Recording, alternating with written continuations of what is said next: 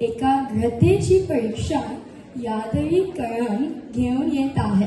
स्वागत करूया रेयांशी चौगले, ईशान ठोसर, राघव ठोसर, सिया दारणे, कासनी आपटे, इरा जोशी, दिव्या साने, श्रीषा हनवदीकर, आदिरा धुमल आणि संवेदा तेंगशे.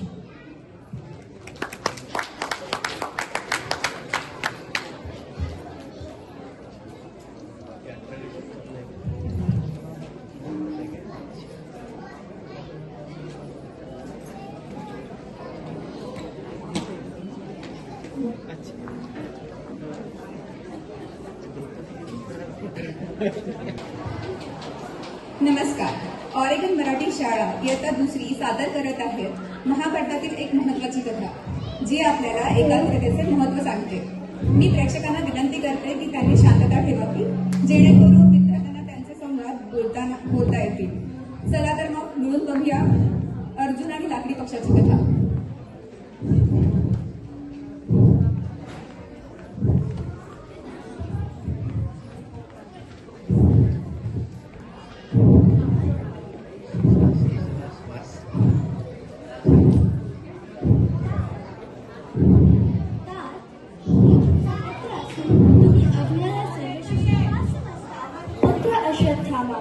तू माझा पुत्र आहेस, त्यामुळे माझे तुझ्यावर अतिशय प्रेम आहे. पण अर्जुन माझा सर्वोत्तम शिष्य आणि सर्वश्रेष्ठ धनुर्धर आहे. आज मी तुम्हा सर्वांची परीक्षा घेणार आहे, त्यावरून तुला कळून येईलच.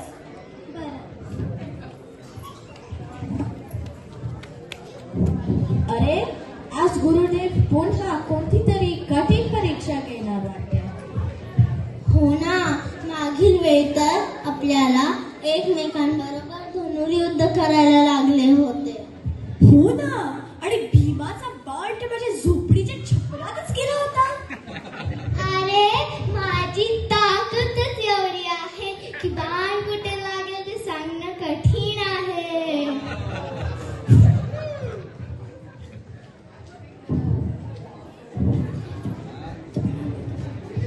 प्रणाम गुरुदेव. आयुष्मान भव. गुरु शिष्यांनो, आज आपण एक नवीन धडा शिकणार आहोत. पण तो धडा शिकायच्या आधी एक परीक्षा राहणार आहे. आज पहाटे त्या आंब्याच्या झाडावर उंच ठिकाणी मी एक लाकडी पक्षी लटकवलेला आहे. तुम्हा सर्वांना तो दिसतोय का? हो गुरुदेव. छान. पण आज बाण कोणी लगेच सोडणार नाहीये. पहिल्यांदा मी एक प्रश्न विचारेल. जो कोणी बरोबर उत्तर देईल तोच बाण सोडेल. अरे, आजकाल धनुर्विद्या जगाने जातात थोडायला मजा आली असते. तुला स्वदेशी वाट काही दिसत नाही.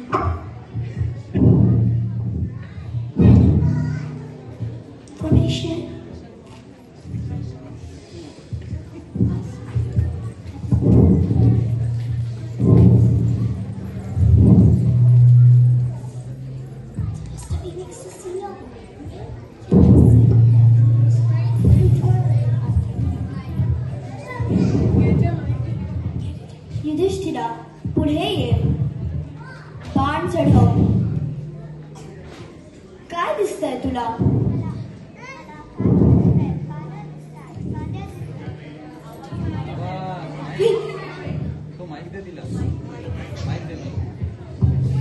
मला आकाश दिसतायत, फांद्या दिसतात, पानं दिसतात आणि माझे भाऊ माझ्याकडे बघत आहेत.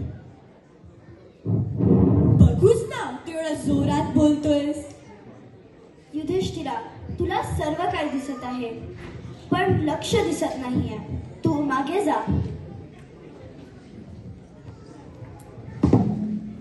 युयुत्सू, पुढे ये.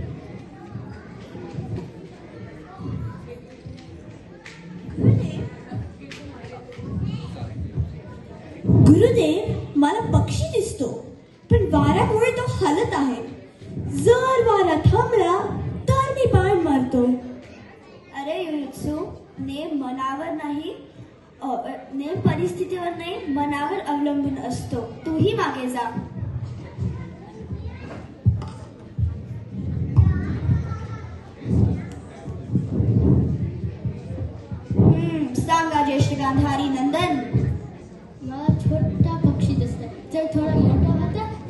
वाल नक्की लागणार असतात.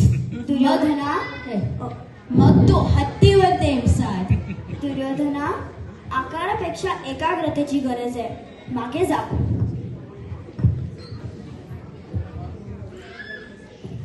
नकुला पुढे ये. नकुला तू सांग, तुला काय दिसतंय? गुरुदेव, मला पक्षी दिसतोय, झाड हलते आणि माझ्या केसात वारा लागत आहे. नकुला चांगलं निरीक्षण आहे, पण अजून बाकीच्या गोष्टींवरती लक्ष आहे. तूही मागे जा.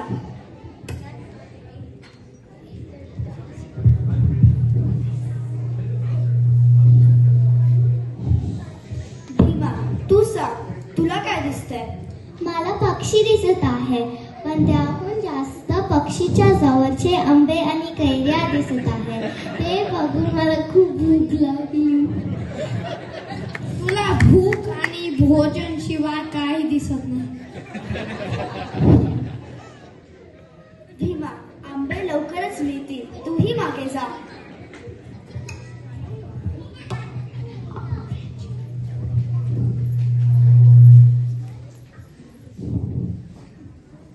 दुःशासन तू सांग, तुला काय दिसतंय? मला पक्षी दिसतोय पण डोळा नाही, कारण माझा धूळचा नंबर कमकुवत आहे. चष्मा घेऊन ये ना. ठीक आहे, तूही मागे जा. सहदेवा पुढे ये. सहदेवा तू सांग, तुला काय दिसतंय?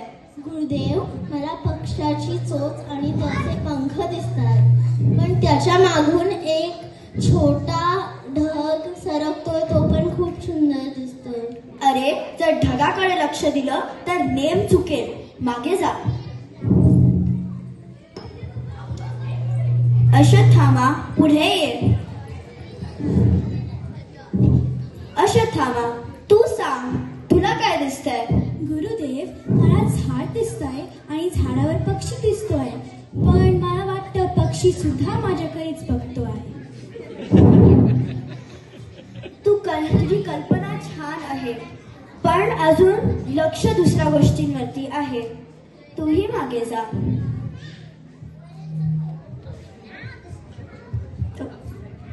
अर्जुना पुढे ये. बाण चढव. काय दिसतंय तुला? गुरुदेव, मला फक्त पक्ष्याचा डोळा दिसतोय. फक्त पक्षीचा डोळा, अजून काही नाही? नाही गुरुदेव, बाकी सर्व गायब सारखं झालं वाटतंय. वा अर्जुना, मसंधी तुझीच. बाण चढ.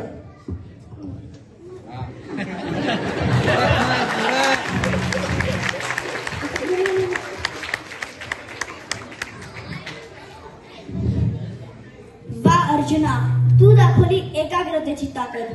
जेव्हा मन स्थिर असतं तेव्हाच नेम लागतो.